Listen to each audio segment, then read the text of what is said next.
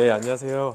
여러분 너무 반갑습니다. 그리고 이런 정말 좋은 자리 그리고 유용한 정보를 여러분들에게 공유할 수 있게끔 만들어주신 세종사이버대학교랑 저희 전재일 교수님께 다시 한번 감사하다는 말씀을 드리고 싶고요. 그러면 발표를 시작을 하겠습니다. 앞서 설명드리긴 했지만 지금 여기에 오신 여러분들은 정말 행운이세요. 정말 행운이세요. 왜냐하면 저희는 계속해서 저희 회사에 대한 소개를 하겠지만 방역회사를 교육하는 회사이기도 하고요. 그리고 보건복지부에서 저희 업체를 선정을 해서 의료 종사자들을 저희는 교육을 하고 있어요. 소독에 대해서요. 의사나 간호사들 대상으로. 수의과 대학에서는 저희를 초청을 해서 수의사들을 교육도 해요. 이제 그런 굉장히 좋은 정보들을 여기 계신 여러분들은 정말로 이번 기회에 배우시게 되는 겁니다. 오늘 첫 주제가 뭐냐면 실내 건축에서 발생하는 해충과 곰팡이에요. 그래서 간단하게 저희 회사는 1분도 안 되게 소개를 하고 바로 정보로 넘어갈게요. 앞에 나와 있는 강사가 정말 이렇게 공유 내용을 같이 공유를 해볼 만한 그런 회사인지 먼저 소개가 필요하잖아요. 보시는 것처럼 저희는 남들이 가기 어려운 신생아실 이런 데서 소독을 하고 있어요. 그럼 굉장히 안전하다는 느낌이 들죠. 두 번째로 바이오 제약회사라고 하는 CGMP라고 하는 무균시설. 무균시설은 어떠한 인더스트리도 바이오 제약회사 이외에는 없어요. 병원 수술실도 무균실은 아니거든요. 그런 데서 소독을 저희는 실제로 하면서 하고 있습니다. 세 번째로 의료기관의 수술실. 수술실 하면 어떤 곳이죠? 어떤 걸 개복을 하고 그만큼 굉장한 리스크가 노출되어 있는 공간인데 그런 곳에서 소독을 하고 있어요. 이 이외에는 일반 가정집이나 전문 식당에서도 해충 방역과 소독을 하고 있습니다. 소독만 하면 안 되죠. 이러한 내용들을 여러 사람들에게 공유를 해야 되잖아요. 그래서 보시는 것처럼 병원이나 또는 제약회사나 아니면 조리원이나 일반 해충 방역회사를 대상으로 방역과 관련된 교육을 하면서 작년에 명예롭게도 저희가 협회에서 표창을 수상하게 되었습니다. 본격적으로 그러면 오늘 강의를 시작하고자 합니다. 여러분 혹시 그거 아세요? 저희도 이 자료를 준비하다가 굉장히 놀라운 사실을 발견했는데 바로 건물도 생애 주기가 있다라는 거예요. 인간도 제가 오늘 오는 길에 네이버 지식인을 찾아봤어요. 과연 지금 현재 인간 남자 평균 나이, 여자 평균 수명은 어느 정도 되냐 봤더니 오늘자 기준으로 봤더니 83.5세라고 나오더라고요. 근데 건축물의 경우는 대략 30년 정도면 재건축이 시점이 된다고 합니다. 그런데 제가 좀 더 한번 자세히 들여다봤어요. 어떤 특징이 있었냐면은 건축물은 인간과 마찬가지로 인간에는 피가 흐르는 혈류, 그리고 뼈대, 그리고 우리의 이런 신체 내부를 보호하기 위한 피부가 있거든요. 근데 건물도 마찬가지라는 거예요. 안쪽 내부 구조를 봤더니 파이프가 흐르고 있고 건축물의 뼈대를 만드는 어떤 목재나 시멘트 같은 구조가 철골 구조가 있고 그리고 우리 어쩜 피부와 같은 마찬가지의 마감재인 벽지 같은 게 있다라는 거죠. 굉장히 인체랑 유사한 부분이 많다라는 거예요. 그래서 제가 한번 이런 매뉴얼을 찾아봤더니 서울에 나와 있는 집수리 매뉴얼에 주기가 나와요. 어떤 식으로 지붕은 8년, 천장은 5년, 창호는 10년 이런 식으로 수선 주기가 있다라고 하는 거예요. 근데 우리 건강검진 보통 얼마에 한 번씩 하죠? 어르신분들 2년 정도에 한 번씩 하잖아요. 급할 경우에 1년에 한 번씩 하기도 하고요. 그래서 여기서 우리가 알 수 있는 인사이트는 뭐냐면 인간의 인체와 어쩌면 건축물이 굉장히 유사한 부분이 많다라는 거예요. 근데 요즘 여러분들 코로나 시대 이후로 가장 민감한 게 세균 바이러스잖아요. 마찬가지로 우리가 뭔가 예방을 먼저 해야 되는 게 중요하지 어떤 질병이 터졌을 때 그거를 치료하는 관점보다는 예방적 의학이 굉장히 중요합니다. 그게 건축물에서도 해당이 돼요. 그래서 오늘은 그러한 예방을 하기 위한 대상이 두 가지가 있는 거예요. 하나는 눈에 보기 좀 되게 불편한 해충. 두 번째는 정말 싫은 곰팡이. 이 두 가지에 대한 관리 방법을 알려드리려고 해요. 우선 첫 번째로 위생해충에 대한 부분 설명을 드리려고 합니다. 오늘 다룰 위생해충은 너무 많은 종류 중에 가장 대표적인 개미, 초파리, 바퀴, 빈대에 대해서 여러분들에게 설명을 드릴 거예요. 위생해충은 보시는 것처럼 정의가 생활 속의 불편부터 질병 감염까지 일으키는 것을 보통 위생해충이라고 합니다. 그런데 특히 칼펜터 앤트라고 하는 이 목수개미 또는 미국에서 털마이트라고 하는 흰개미가 있는데 이런 개미들은 나무를 파먹는 성향이 있어요. 그러나 우리나라 같은 경우는 이러한 단독주택 체제가 아니라 대다수가 일반적으로 빌라이거나 또는 아파트이다 보니까 이런 목수개미를 발견하는 경우가 극히 드물긴 해요. 하지만 이런 목수개미가 발생되는 클라이언트들이 있으세요. 그런 경우가 어떤 경우냐면은 아파트 옆에 아주 큰 나무나 산이 있는 경우, 그런 경우 이런 목수개미가 나타나는 경우가 있어요.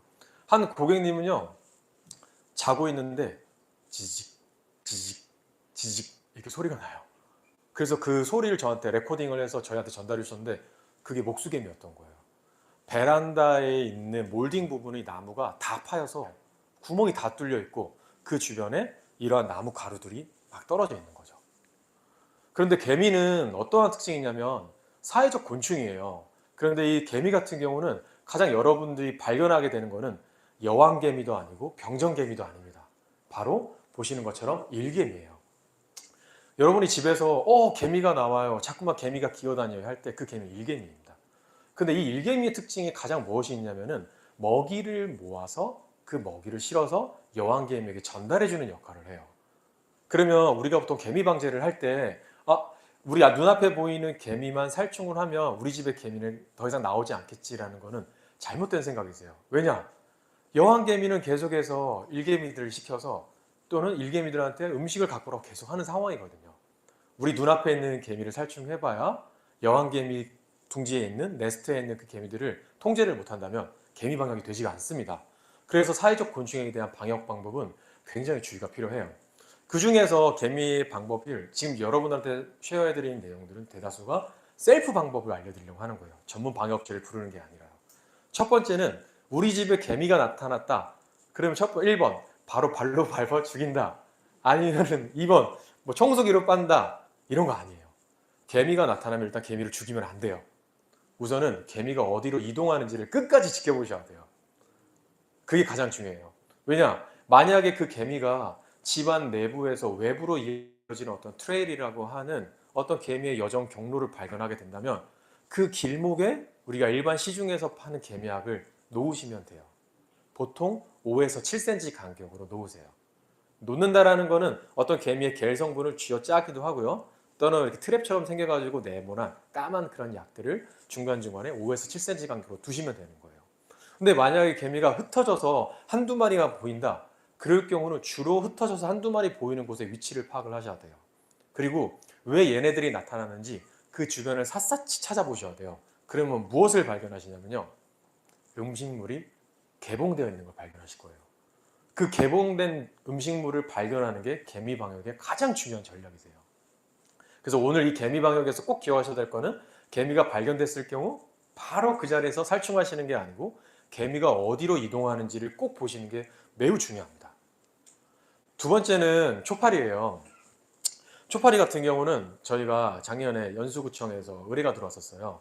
아파트 대단지에서 초파리가 한 4단지 정도 되는 그런 굉장히 큰 아파트 단지에서 초파리 문제가 있어서 방역회사를 고르다가 저희 회사를 선정을 하셨어요. 그래서 왜 이 초파리가 문제가 되는지에서 판단을 하다가 입주민들이 너무 불편해 하시니까 한 입주민 집에 들어갔어요. 우리 집에 초파리가 너무 많아요 하시면서 요렇게 초파리 트랩에다가 파리가 많이 잡혀 있는 걸 보여주시는 거예요. 그런데 우리 일반적으로 저희가 성가시게 하는 파리가 뭔가 눈에 보였을 때 굉장히 불편함을 주는 거는 1번 현관, 2번 거실, 3번 부엌, 4번 베란다. 어디가 가장 우리 삶에 있어서 불편할까요? 맞습니다. 부엌은 맞습니다. 그런데 실제로 가장 불편함을 느끼시는 거는 거실이나 현관이세요. 부엌에 상주하는 시간이 생각보다 많지 않으세요. 근데 현관은 매번 지나가시죠. 거실에도 TV를 보시다 보니까 앞에서 날리는 게 너무 싫으시는 거예요. 그래서 어떤 생각을 하게 되냐면 눈앞에 보이는 파리에 대한 방역을 집중하세요. 근데 이게 아까 여왕개미랑 똑같은 상황인 거예요. 어떤 걸 설명드리고 싶냐? 눈앞에 보이는 파리를 잡는 게 중요한 게 아니고 이 파리의 도대체 서식지나 알들은 어디에 있지를 찾는 게 굉장히 중요하세요. 그 위에 보시는 게 바로 알들이에요. 그러면 우리처럼 일반 사람들은 어떻게 해야 파리의 알을 발견할까? 다 모성 본능이랑 똑같아요. 어둡고 그늘이 지고 습하면서 비좁은 틈 사이에서 파리의 알들이 있어요. 그래서 여러분들이 보통 파리에 대한 방제를 할 때는 어떤 시중에 파는 약을 뿌리시는 것도 좋지만 가장 중요한 거는 바로 무엇이냐면은 얘네들이 어느 공간에 있을지를 알아내야 되는 게 더 중요해요. 거기서 말하는 알아야 된다는 공간은 크게 여기 나와 있는 것처럼 음식물이 보관되어 있는 공간이에요. 그런데 여기서 중요한 특징이 있습니다. 어떤 게 있냐면 파리의 생활 주기라는 거예요.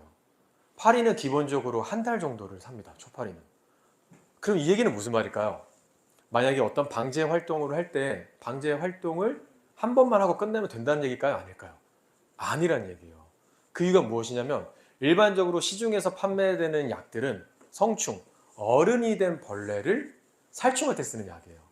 근데 어른이 된 벌레, 성충을 죽이는 살충하는 약이 아닌 요런 알 단계이거나 아니면 요런 유충 단계에서는 그 우리가 시중에 파는 성충에 뿌릴 수 있는 살충제가 효과가 없어요. 이해되시죠? 그래서 우리가 방역을 할 때 가장 중요한 게 무엇이냐면 도대체 이 알들이 어디에 있는지 그리고 이런 유충들은 어디에 있는지 요걸 첫 번째로 발견을 해야 되고 두 번째로 이러한 유충들과 알을 발견했다면 가장 먼저 해야 될 거는 그곳의 청소가 매우 중요합니다. 어떻게 보면 되게 쉬운 이야기일 수 있어요. 아예 방역하는데 뭐 청소 간단한 거지 저렇게 하면 나도 이야기할 수 있어 모르겠지만 가장 중요한 게 뭘까요? 청소를 어디를 해야 되느냐가 중요해요. 구석구석 청소를 하는 게 다 할 수는 없잖아요. 그래서 그게 바로 음식물을 보관하는 곳이고 가장 대표적인 게 양파망이 있거나 고구마를 사놓으시거나 이런 베란다세요. 의외로. 그래서 그쪽에서의 청소를 완벽하게 하지 않으시면은 아무리 눈에 보이는 거실이나 현관에 있는 곳을 방지를 해봐야 효과가 없다라는 거예요. 여기까지 이해되시죠? 자, 그런데 세 번째로 이제 넘어가서 바퀴입니다. 왜냐면 오늘 다룰 주제가 너무 많기 때문에 천천히 하고 또 질문도 받으려고 합니다. 세 번째로 바퀴는 요거는 이제 네브라스카 링컨 대학교에서 나와 있는 교재예요. 가장 키가 큰 바퀴는 아메리칸 바퀴라서 미국 바퀴입니다. 여러분들이 집에서 보셨을 때 이만한 게 나왔어요 한 그 갈색 바퀴가 아메리칸 바퀴예요. 두 번째로 큰 바퀴는 오리엔탈 바퀴라고 하는데요. 이 오리엔탈 바퀴는 까만색이에요. 얘도 아주 징글징글해요. 그 다음 한국에서 가장 많으면서 골치 아픈 바퀴가 독일 바퀴인 절먼 바퀴라고 합니다. 그래서 바퀴는 어떤 특징이 있냐면요. 배 끝에 무엇이 달려있냐면 미모라고 하는 게 달려있어요. 그 미모는 여기에 달려있어요. 이 미모가 어떤 역할을 하냐면은 바닥에 딱 달라붙어서 사람이 발자국이 진동이 느껴지면 이 미모가 그 진동을 느끼는 순간 굉장히 빠른 속도로 1시간에 5km 정도의 속도가 난다고 하더라고요. 바퀴는. 그 정도의 속도로 빠르게 달려갑니다. 그래서 우리가 기본적으로 바퀴의 특징이 굉장히 중요한데 가장 중요한 게 무엇이냐? 잡식성과 군집생활과 야간 활동성입니다. 잡식성이라 무슨 말일까요? 우리 가끔씩 그런 얘기 하지 않나요? 택배 오면은 집에서 까지 말고 밖에서 개봉해서 빨리 버리세요. 택배는 종이죠. 그 종이를 먹어요. 잡식성이라고 말씀을 드렸죠. 종이를 먹는다라는 거예요. 두 번째, 군집생활이라는 건 무슨 말이냐면 바퀴가 많은 집은 더 많아진다는 특징이 있어요. 그건 이따가 또 설명을 드릴게요. 세 번째로 야간 활동성이라고 했는데 저도 이제 이런 위생해충학 교육을 받으면서 느꼈던 게 우리 집에 바퀴가 있는지 없는지 테스트하는 방법은 간단하다고 합니다. 고신대에 있는 그 교수님께서 말씀하신 게 뭐였냐면 밤에 화장실 갈 때 부엌을 한번 켰다가 불을 꺼보시라고 하는 거예요. 만약에 부엌에 불을 켰을 때 바퀴가 나타나면 지금 이 집에 바퀴는 굉장히 많은 거예요. 그게 아주 간단한 테스트예요. 자, 그런데 조금 보기 그럴 수는 있는데 조금 더 여러분들한테 과학적인 부분을 설명드리기 위해서 이 사진을 보여드렸어요. 바퀴가 우리 집에서 서식하고 있는지 발견할 수 있는 방법은 바퀴가 많으면 서식하고 있겠죠. 근데 바퀴가 많지 않은 상태에서 우리 집에서 서식하고 있는지 알 수 있는 방법에 대해서 좀 설명을 드리려고 해요. 첫 번째 이 사진은요. 배설물입니다. 바퀴 배설물. 그래서 이런 거를 싱크대를 열어보면 서랍장에 이렇게 뭔가 끈적끈적한 뭔가 저희 코 분비물 같은 그런 끈적끈적한 물질들이 묻어 있으면 배설물이에요. 그런데 아까 제가 앞서 보신 게 어떤 것도 있었냐면은 아메리카 바퀴와 저멀 바퀴, 독일 바퀴, 이질 바퀴와 독일 바퀴를 비교해서 설명을 드리려고 해요. 보통 집에서 많이 발생하는 서식하고 있는 바퀴는 독일 바퀴라고 합니다. 근데 그 독일 바퀴는 습도를 좋아하는 편이 아니에요. 그런데 아까 키가 컸던 이질 바퀴, 아메리카 바퀴는 습도를 좋아해요. 그래서 별명이 워터버그라고 하거든요. 물벌레. 근데 그만큼 습도를 좋아한다는 얘기 무슨 말일까요? 배설물도 형태가 굉장히 끈적끈적해요. 쭉 뭔가 분비물이 늘어져 있죠. 근데 반면에 이런 독일 바퀴 같은 경우는 굉장히 습하지 않은 건조한 느낌의 배설물의 형태가 나와 있어요. 그래서 우리가 싱크대를 열었거나 싱크대 하부장을 열었을 때 저런 뭔가 분비물스러운 게 있다면은 우리 집에서 지금 먹고 배설물을 분비하는 이제 그러한 상황이 발생을 하는 거예요. 같이 이제 생활을 하고 있는 거죠. 자, 두 번째로 어떤 걸 발견했었냐면 요 난역, 알집이에요. 당연히 큰 놈이니까 큰 놈을 알을 어떻게 할까요? 사이즈가 매우 큽니다. 반면에 젊은 바퀴, 독일 바퀴는 알집이 굉장히 작은 편이에요. 그래서 이런 알집들의 모양이 만약에 우리 집에서 발견이 됐다면 이 상황은 되게 심각한 거예요.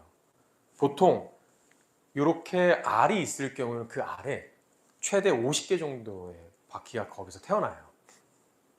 그래서 어떤 경우는 이 알집을 터트려도 괜찮나요? 터트리면 되나요? 안 되나요? 안 된다라는 거예요. 그게 어떤 경우가 있냐면 독일 바퀴는 특이하게 자기가 그 자기 몸에서 난엽에 알집을 자기 몸에 품고 있다가 알에서 새끼들이 태어나기 하루 전에 알집을 밖에 톡 떨어뜨리고 나와요. 그럼 그 얘기는 그 알에서 새끼 바퀴들이 이제 곧 나올 수가 있기 준비가 되어 있는 상황이라는 거죠. 그만큼 알집을 발견했을 경우는 그걸 주먹이나 어떤 휴지를 이용해서 툭 터뜨리면 안 되세요. 이해되시죠? 물론 아메리카 바퀴라서 이질 바퀴는 이 알집을 바로 알에서 새끼들이 부화되기 직전에 나오는 게 아니고요. 알집을 떨어뜨리고 알집에서 2달 정도 있다가 거기서 새끼가 나와요. 하지만 우리는 항상 워스트 케이스인 보수적인 경우를 판단한다면 독일 바퀴처럼 독일 바퀴의 알집은 바로 하루 있다가 바퀴가 나올 수 있는 가능성이 있기 때문에 그렇기 때문에 여러분들 그런 알집이 있다고 한다면 물리적으로 제거하시는 게 제일 좋습니다. 그 다음에 또 어떤 특징이냐면요. 보통 저희는 바퀴를 2달 주기로 관리를 해요. 그러니까 한마디로 2달 정도면은 태어나서 죽는다 생각을 하거든요. 그렇게 관리를 하는 편인데 어떤 바퀴들은 몇 년까지 산다고 하나요? 2년 이상 생존한다고 합니다. 그런데 여기서 말하는 약충이라고 하는 거는 이런 성충이 아니고 ним프라고 하는 어른벌레보다는 조금 더 작지만 뭔가 형태적으로 비슷한 형태를 정확하게 말씀하면 완전하게 형태를 갖추지 않은 거를 이런 약충이라고 하는데요. 이 약충은 밥을 못 먹은 상태에서 7일에서 10일 정도만 있으면 죽는다고 합니다. 근데 여기서 중요한 부분이 있어요, 여러분. 밥을 먹지 않으면이라는 거예요. 그 얘기 무슨 말일까요? 음식물 관리랑 관련이 있는 거예요. 그렇기 때문에 우리가 약충을 관리하는 방법은 음식물 관리를 충분히만 한다 하더라도 충분히 약충을 죽일 수가 있다는 거죠. 살충제를 사용하지 않고요. 자, 세 번째는 군사성의 특징이 있다고 합니다. 이게 뭐냐면요. 바퀴는 먹고 나면 배설물을 이런 식으로 앞에 보시는 것처럼 흘려요. 먹으면서도 또 배설물을 흘리기도 하고 그래요. 근데 어떤 특징이 있냐? 배설물이 또 페로몬 작용을 해서 친구 바퀴들을 또 불러요. 그렇게 되면 이게 무슨 말일까요? 먹으면서 배설물을 분비하고 이 집은 음식이 많네? 그 분비물을 다시 또 냄새를 맡고 친구들이 오고 계속 이런 식으로 해서 군사성 생활을 하는 거예요. 요거는 어떻게 보면 우리한테 굉장히 불편한 상황이기도 하지만 방역적인 측면에서는 굉장히 편리한 상황이기도 합니다. 흩어져 있는 게 아니라 군집해서 있다는 얘기는 그쪽 부분의 방역을 철저하게 하면 되거든요. 그다음 네 번째 특징은 또 뭐가 있냐면요. 어두운 곳을 좋아한다는 거예요. 그런데 만약에 여러분 낮에 내가 우연치 않게 바퀴벌레 지나간 걸 발견했다. 그거는 어떤 거를 의미할까요? 어두운 거를 좋아하겠는데요. 네, 보통 저희는 이제 그 전문 용어로 carrying capacity라고 하는데요. 수용 능력이라고 할까요? 이 집에서 내가 먹을 수 있는 음식 대비 바퀴벌레 개체수가 너무 많은 거예요. 그러면 서로 어떤 작용이 이어지냐면 서로 카니발라이제이션이라고 해서 서로가 서로를 잡아먹는 단계로 넘어가요. 그럴 때는 바퀴가 서로 전투하는 걸 싫어하기 때문에 피하는 거예요. 낮에도요. 그래서 낮에 바퀴가 발견됐다고 한다면 이 집은 좀 이제 바퀴 문제가 굉장히 심각한 상황인 거죠. 그래서 가장 앞서서 설명드렸듯이 방제를 할 때는 가장 중요한 부분이 셀프 방역에서는 음식물 관리가 매우 중요합니다. 음식물 관리가요. 보통 음식물 관리라고 하면은 저희 같이 이제 전문가가 가서 일반 거주자들이나 아니면 식당이나 어떤 상업시설에 가서 음식물 관리라고 한다는 거는 일단 음식물이 밖으로 노출이 되어 있으면 안 돼요. 밀폐된 용기에 들어가 있는지. 아니면 쓰레기통 같은 경우 저희가 딱 봤을 때 쓰레기통 관리는 쓰레기통의 뚜껑이 닫혀 있는지 또는 쓰레기통에 라이너라고 하는 비닐봉지가 씌워져 있는지 그런 것들을 다 보고 음식물 관리를 한다고 해요.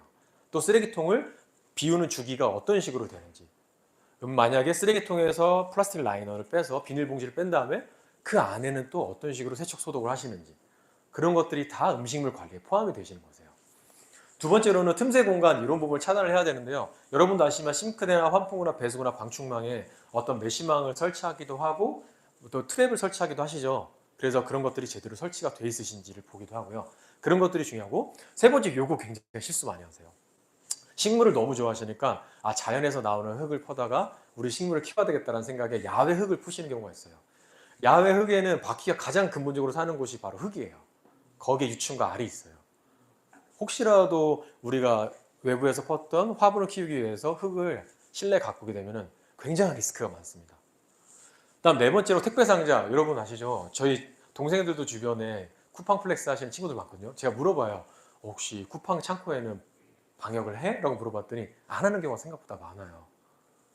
전국에서 어떤 택배 박스에 실려온 바퀴들이 한 창고에 다 있는 거예요. 그 창고에 있던 물건 중에 박스가 우리 집에 배달이 된 거예요.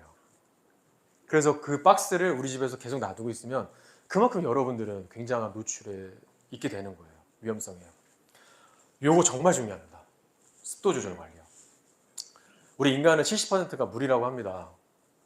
근데 그만큼 우리는 체포 면적이 굉장히 커요. 만약에 외부 습도가 조금만 5%만 낮아지게 된다면 약간의 불편함을 느낄 수 있을지라도 저희는 수분을 많이 함량하고 있기 때문에 항상성 유지가 돼요. 그러나 벌레는 굉장히 작아요. 표면적이요. 그 얘기는 얘네들이 머물고 있는 수분 함량도 굉장히 적다는 얘기예요. 다시 말하면 외부에서 습도가 몇 %만 떨어지면 영향을 아주 크게 받아요. 말라 비틀어 죽이게 하는 전략이에요. 그래서 만약에 벌레가 자연적으로 뭔가 물리적인 환경, 살충제를 사용하지 않고 죽일 수 있는 해충 방제 방법은 건조하게 만드는 거예요. 자주 나오는 공간을. 그게 뭐가 있을까요? 제습기를 설치하시거나 제습제를 놔두시면 되는 거겠죠. 그래서 여러분이 꼭 기억해야 될 세 가지가 바로 무엇이냐면 음식물 관리, 다음에 습도 관리, 세 번째가 청소 정리정돈입니다. 왜 청소 정리정돈이라고 하냐면요. 정말 기본적인 건데 이거가 안 돼서 벌레가 생기고 그리고 나서 저희를 부르는 경우가 굉장히 많으세요. 저희는 식당에서 해충 방역에 대해서 컨설팅 할 경우 가장 먼저 접근하는 게 통화 해충 관리라고 해요. 통화 해충 방역 관리라고 하는데 그때 이 세 가지를 봅니다. 이 세 가지에 대한 컨설팅을 해드려요. 왜 청소 정리정돈을 해야 될까요? 아까 바퀴는 어떤 걸 좋아한다고 그랬죠? 틈을 좋아한다고 했어요. 뭔가 구석을 좋아하고요.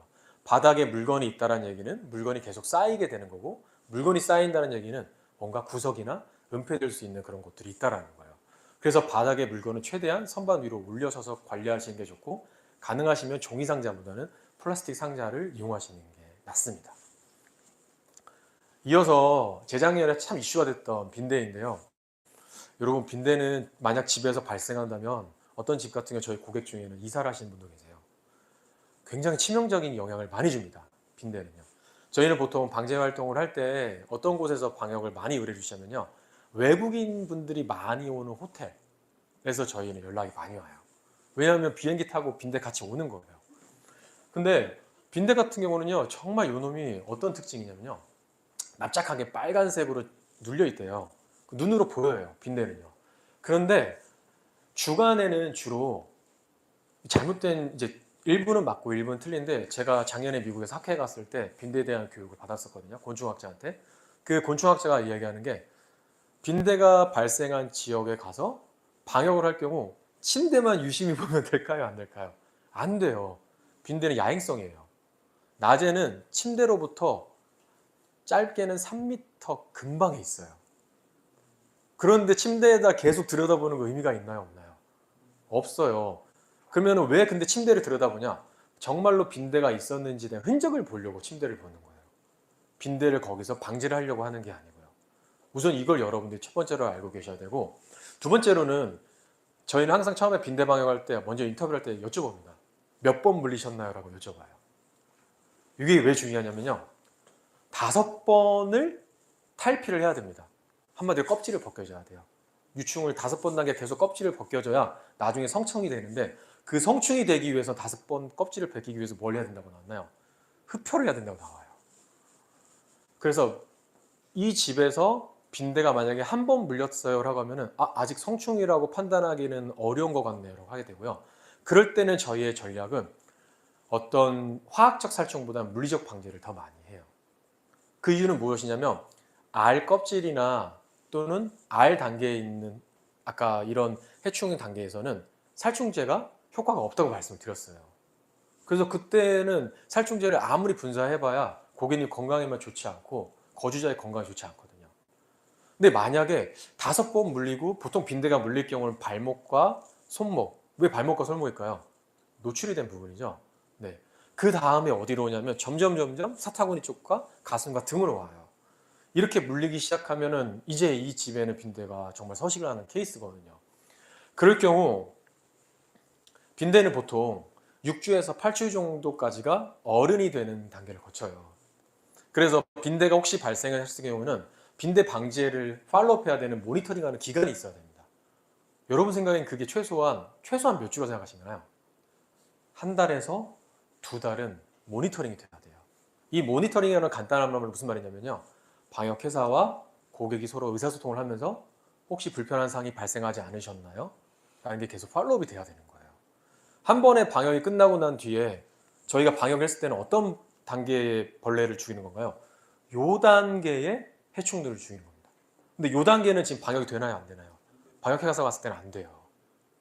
저희가 방역했을 때 당시 요 단계를 놓쳤다고 한다면 요 단계는 다시 요렇게 되기까지 한 달에서 2달이 걸리잖아요.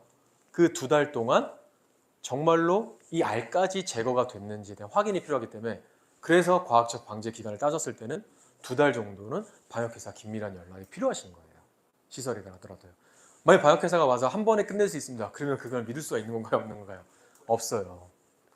그래서 어떤 걸 방역회사가 오면 먼저 판단을 해야 되냐면 진짜 성충이 있는지 또는 알이 있는지.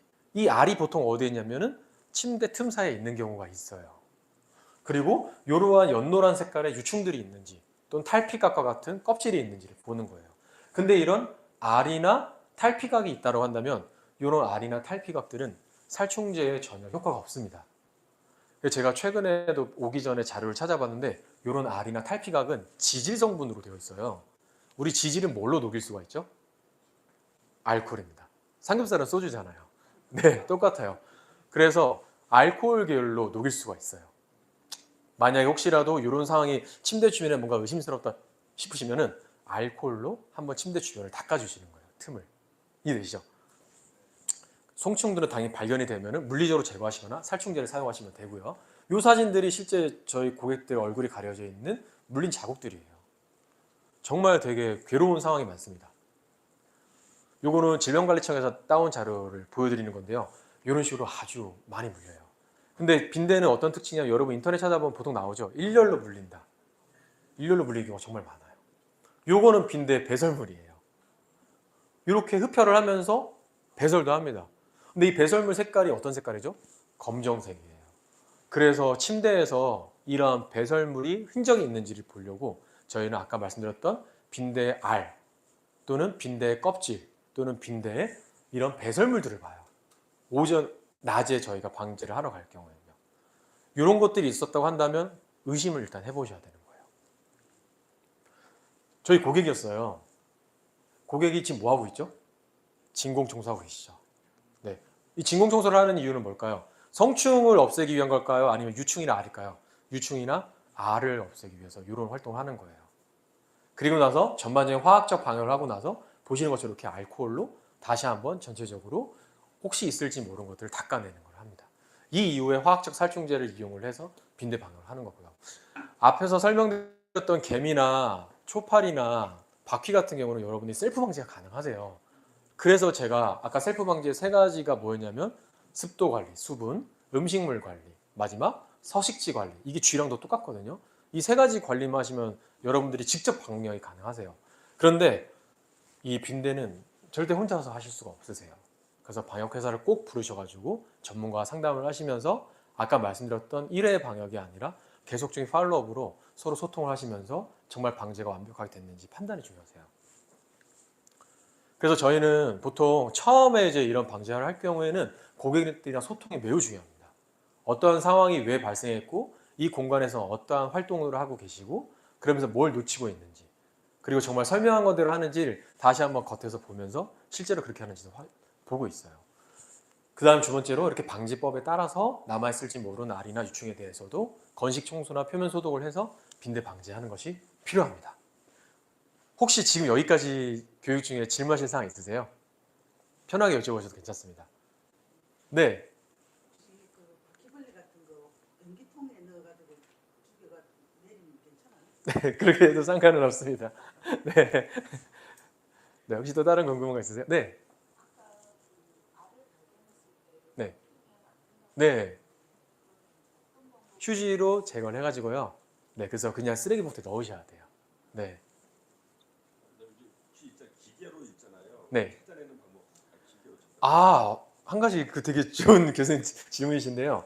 바퀴는 아니고요. 개미, 터마이트를 발견하는 기계는 있어요.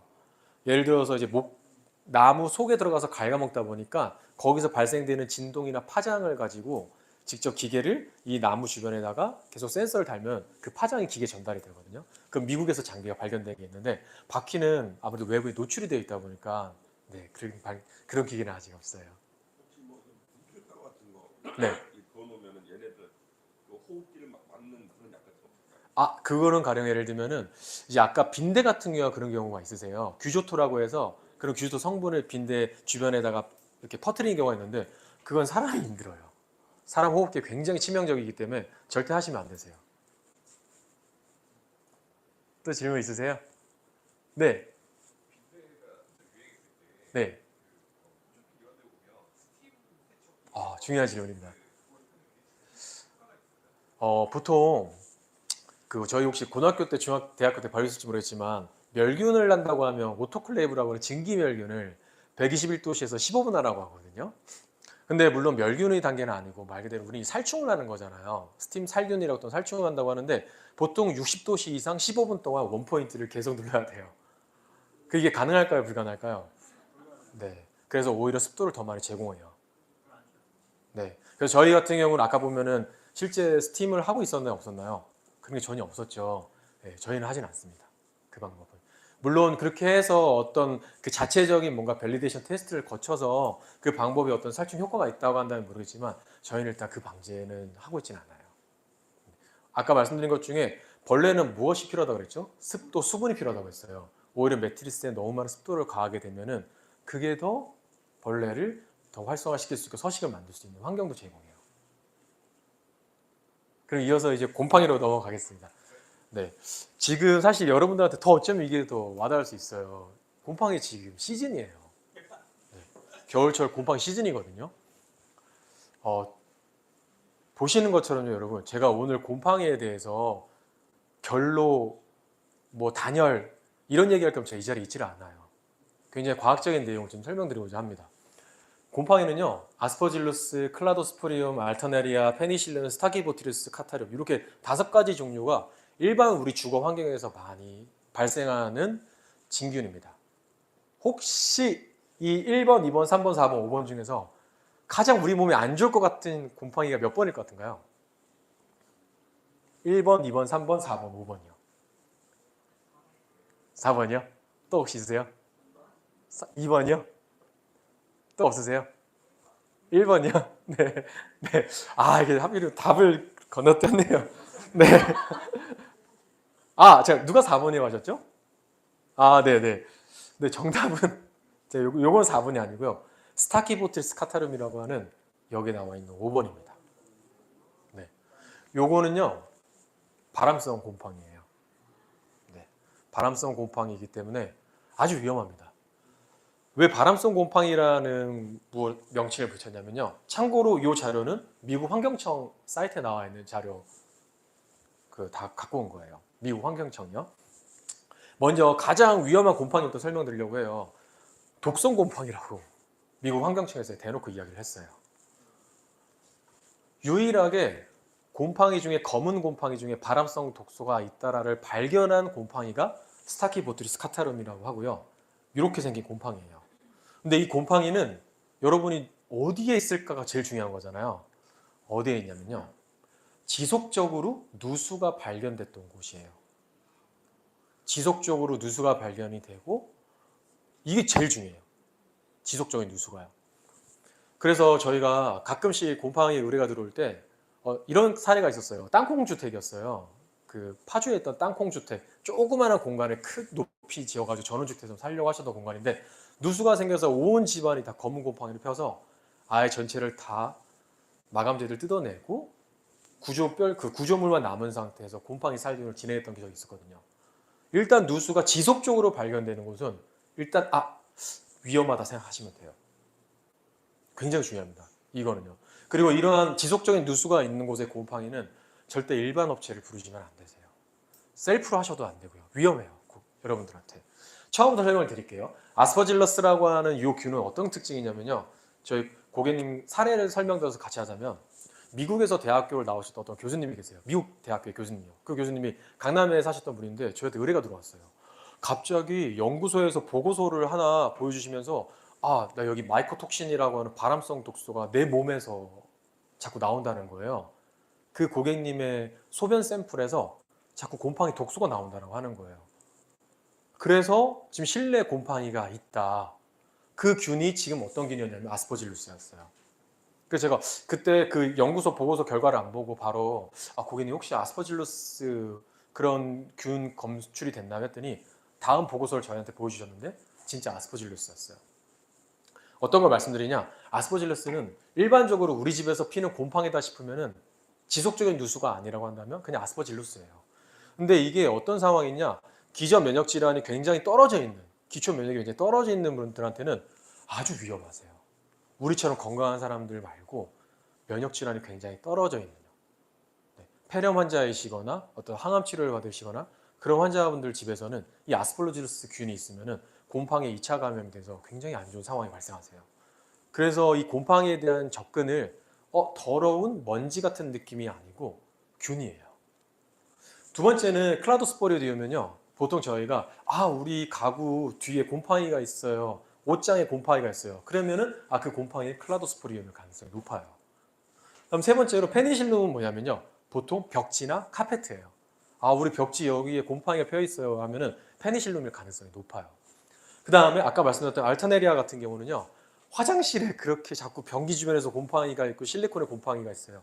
창문에 있어요. 하면은 알터네리아 같은 곰팡이예요. 제가 이 균을 설명드린 이유가 뭐냐면요. 곰팡이는 더러운 먼지가 아니고 미생물이라는 거예요. 그렇기 때문에 곰팡이는 청소의 개념으로 접근하는 게 아니고 미생물은 살균으로 접근을 하셔야 되는 거예요. 되게 중요한 부분이 뭐냐면 곰팡이는 실내에서 어느 곳에나 곰팡이가 있어요. 그런데 그 곰팡이가 눈에 보이지가 않아요. 특히 포자가 눈에 보이지가 않아요. 곰팡이의 베이비, 자식이라 생각을 하면 돼요. 근데 이 포자가 보이지 않는데 이 포자가 어떻게 해야 곰팡이가 되냐? 눈에 보이는 곰팡이가 되냐? 바로 물이나 습도가 있는 곳에서 곰팡이로 변질화가 돼요. 일반적으로 그렇게 알고 계세요. 그래서 지금부터는 일반적으로 아는 그게 아니다라는 걸 설명을 드리려고 해요. 포자는 어떻게 해서 성장이 된대요? 물도 있어야 되지만 영양소와 시간과 뭐라고 나와 있나요? 어둠과 온도와 성장 표면이라고 하는 것이 있어야 돼요. 벽지, 성장 표면이죠. 실리콘, 성장 표면이죠. 곰팡이가 앉을 수 있는, 피어올 수 있는 공간이잖아요. 곰팡이가 피어있는 집의 특징이 뭐냐면요. 절대 창문을 안 엽니다. 창문과 결로가 관련성이 있나요? 저희 보통 결로는 이슬이거든요. 이슬은 벽에 생기는 거예요. 그런데 이거와 창문과 관련이 있나요? 없잖아요.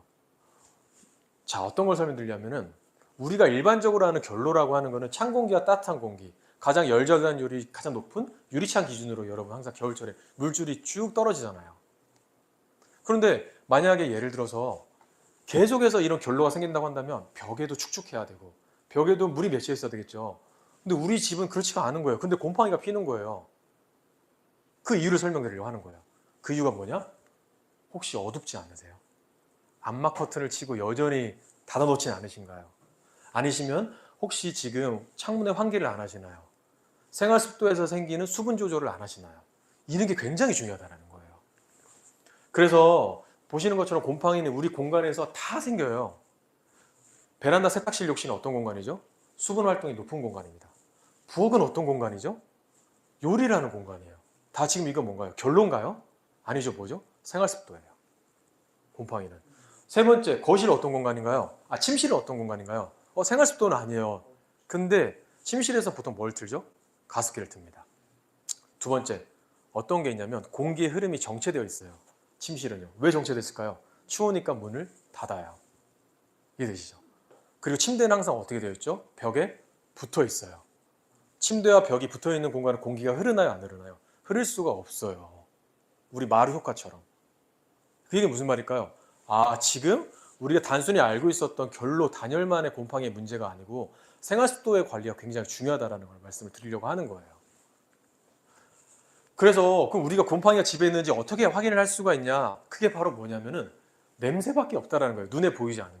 뭔가 우리 집에서 퀴퀴한 냄새가 난다? 공기 중에 떠나드는 포자. 아직 눈에 보일지 않을 정도의 곰팡이가 어딘가 있다라는 거예요. 곰팡이는 미생물, 눈에 보이지 않는 생물이라는 거예요. 근데 우리 눈에 보일 정도의 곰팡이라고 한다면은 이제 이거는 관리가 필요한 단계가 돼요. 그런데 아쉽게도 곰팡이의 냄새를 측정하는 장비는 없습니다. 시중에서 막 나와 있는 어떤 토탈 VOC라고 하는 거를 측정하는 거는 다 곰팡이 냄새와 관련이 없는 거예요. 곰팡이 냄새는 MVOC라고 하고요. 요거는 절대 측정할 수 있는 장비가 없어요. 그래서 우리 인간이 그냥 맡는 뭔가 퀴퀴한 냄새, 아, 지금 곰팡이가 자라고 있구나. 2단계가 되신 거예요. 그러면 저희가 이러한 경우 어떻게 해야 되냐? 뭔가 냄새는 나는데 이걸 어떻게 해결해야 될지 모르는 그런 단계에 있을 경우는 첫 번째, 곰팡이는 정상 미생물이에요. 부유하고 있는 미생물이에요. 공기 중에 떠다니고 있어요. 공기 중에 떠다니고 있는 거를 정체가 되면 어떻게 될까요? 무거워서 가라앉아요. 벽에 달라붙어요. 곰팡이가 생겨요. 그러면 공기 중에 떠다니는 걸 우리는 어떻게 해야 될까요? 움직여줘서 내보내야 되잖아요.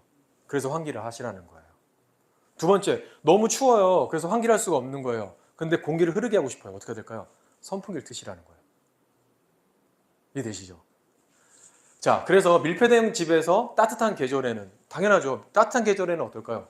시원하게 에어컨을 틉니다. 에어컨을 틀면 어떤 상황이 발생할까요? 계속해서 수분을 공급해요. 에어컨은요. 여러분은 가끔씩 이런 저한테 질문을 하세요. 손이 끈적끈적하지 않아서 습도가 어느 정도 조절이 되는 것 같아요. 아니에요. 에어컨 뒤에는 벽지에 곰팡이가 있어요. 이해되시죠? 에어컨 뒤에 항상 곰팡이 있잖아요. 네. 그 다음에 또 가령 들면 겨울 동안에는 당연히 가습기를 트니까 곰팡이가 생기는 건 당연한 거고요. 그래서 이런 곰팡이가 어디 있는지를 확인하기 위해서는 미국에서는 홈 인스펙터라고 해서 실제 곰팡이를 어떻게 조사해야 되는지를 서티파이드 할 수 있는 그런 전문가들도 있어요. 그래서 실내 습도가 굉장히 중요합니다. 실내 습도를 60% 미만으로 관리를 해야 되는데 만약에 곰팡이가 있던 집이라고 한다면 사실 40% 미만으로 한동안은 좀 관리를 하실 필요가 있으세요. 그래서 바싹 말려야 된다는 얘기예요. 그래야지만 미생물이 살 수가 없게 되는 거고요. 그래서 아까 말씀드렸던 습기를 제거하기 위해서는 뭐가 필요하다는 거죠? 충분한 환기가 필요하고 근데 그 충분한 환기는 누구나 할 수 있다는 거예요. 그럼 그 다음 중요한 게 뭘까요? 여러분 실천할 거는 가구를 이동해야 합니다. 벽에서 가구를 떨어뜨려서 그 떨어뜨린 곳에 뭘 놔둬야 될까요? 염화칼슘과 같은 제습제를 놔두셔야 돼요. 이해되시죠? 자, 그리고 바닥이나 카페트 이런 거는 곰팡이가 굉장히 잘 자라는 곳이에요. 그래서 가능하시면 곰팡이가 있는 집에서 퀴퀴한 냄새가 나면은 일단 카페트부터 버리시는 게 제일 나으세요. 내가 자체적으로 뭔가 곰팡이를 제거하고 싶다. 그러려면은 미국 환경청에서는 레벨 1부터 레벨 4까지 나눠서 관리를 합니다. 그중에서 레벨 1은 어떤 단계냐면요. 0.9 제곱미터. 즉 엄청 작은 사이즈. 우리 책 일반적인 책 사이즈 정도면 곰팡이는 자기가 자체적으로 제거할 수가 있다라는 거예요. 근데 그럴 경우는 어떤 식으로 제거를 하냐? 우리 보통 일반적으로 곰팡이 하면 딱 떠오르는 게 뭐죠? 락스죠. 근데 락스로 하시는 거는 여러분 건강에 굉장히 안 좋아요. 신경독소 물질이 있어서요. 그래서 보통은 미국 환경청에서는 락스를 쓰는 것보다는 차라리 그냥 세제를 사용을 해서 닦아내려고 합니다. 그러면 이렇게 생각할 수 있잖아요. 세제로 닦으면 뭔가 곰팡이가 까맸던 게 하얘지지 않는데? 이런 걸 경험하실 거예요. 하얘지는 것과 곰팡이를 제거하는 것과는 다른 개념이세요. 하얘지는 건 표백이라고 해요. 이해되시죠? 그래서 그럼 만약에 레벨 2에서 4까지 갔다 2.7제곱미터, 9.3제곱미터, 9.3제곱미터 이상 이런 경우는 왜 전문가를 쓰라고 하냐면은 포자가 많이 날려요. 포자가 많이 날린다는 얘기는 여러분들이 보통 곰팡이를 제거할 때 스프레이로 뿌리시는 경우가 많아요. 시중에 나온 제거제가요. 스프레이를 뿌리면은 바람이 나오겠죠. 그 바람은 어떤 역할을 하죠? 곰팡이 피어 있는 곳에 포자를 더 퍼뜨려요. 그렇기 때문에 많이 넓은 면적의 곰팡이가 펴져 있는 곳이라고 한다면은 전문가를 쓰시는 게 좋으세요. 전문가들은 가장 해야 되는 게 포자가 퍼지지 않도록 하는 방법으로 곰팡이에 대해서 제거를 해야 되는데 저희는 그걸 제거라고 하지 않고 살균이라는 표현을 씁니다. 그 단순히 곰팡이는 청소하는 게 아니라 살균을 해야 되는 거고요. 근데 살균을 한다는 것은 어떤 개념이냐면 곰팡이 자체를 죽이는 걸 살균이라고 해요. 다시 곰팡이는 자라요. 습도와 유기 오염물질이 있을 경우요. 그렇기 때문에 살균 뒤에는 뭘 해야 되냐? 항균을 해야 됩니다. 항균은 저항하다는 뜻이고요. 더 균이 자라지 않도록 중간에 생장을 멈춰주는 걸 말해요. 그래서 살균을 한 뒤에는 꼭 항균을 하셔야 된다라는 걸 설명을 드리고요. 곰팡이 조사를 할 때는 이렇게 곰팡이 조사관이 실제 곰팡이가 있는 곳에 환경 배양을 합니다. 물론 일반적인 시설에서 이런 환경 배양까지는 하지는 않고요. 그런데 이런 환경 배양을 하면 이렇게 2, 3일이 지나고 나면 곰팡이가 자라고 있어요. 근데 이거 저희 회사 샘플이거든요. 근데 저희가 살균하고 난 뒤에 그 표면을 이렇게 찍어 놓으면 그 균이 죽어 있는 게 보여요. 그래서 일반적으로 하는 프로세스, 전문가들의 프로세스는 나중에 참고를 하시면 좋은 게 보통은 이렇게 환경 조사를 한 뒤에 해당되는 부분에 곰팡이 살균을 하고 여기에만 살균을 하질 않아요. 눈에 보이지 않는 전체 면적을 다 살균 소독을 하셔야 그래야 해당 공간에서 전체적인 살균 포자를 방지할 수 있어요. 다시 퍼지는 걸요. 그리고 나서 마지막에 한 번 더 항균을 하고 관리 안내가 필요한 겁니다. 그래서 이런 식으로 전과 후에 이렇게 달라지는 모습이고요. 마지막으로 저희 환경닥터라고 해서 건물이 아플 때 저희 환경닥터라는 명칭을 써서 코덱스라는 회사고요. 긴 시간 제 강의를 들어줘서 정말 감사합니다. 감사합니다.